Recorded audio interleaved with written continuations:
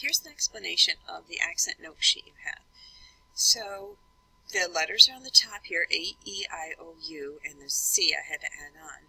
So this first column is sans accent. There's no accent on it. Accent aigu is an accent going out this way, and that occurs on the E. Accent grave is the accent going the opposite way, and that is on an A, an E, and a U. Accent circumflexe can go on A, E, I, O, and U. Le tréma, or the two dots over it, it can go on an E and an I. And la cédille is the cedilla, and that is on a C. So these accents can occur on the letters that are listed in the chart. So for example, you don't have a le tréma on an A because this is blank here.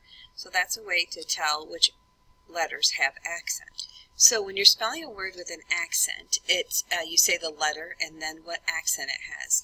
So to spell this word here, you'd say A, accent circumflexe, J, accent aigu. That means old. This word here, it's a word, even though it's just a letter A with an accent, it's A, accent grave. That means at. So this word we've already had before. It means boy. So I'd start off with J, A, R, C, la cédille, O, N. The next one I'd have O, U, accent grave. That means where. This one I'd say day, E, accent circumflexe, R. The next one, that means dinner, of course, and the next one is hôtel, that means hotel. So I'd say H, O, accent circumflexe, L. And the next one, I'd have M, A, E, le tréma, S. That's maïs. Hear the sound difference there, that means corn.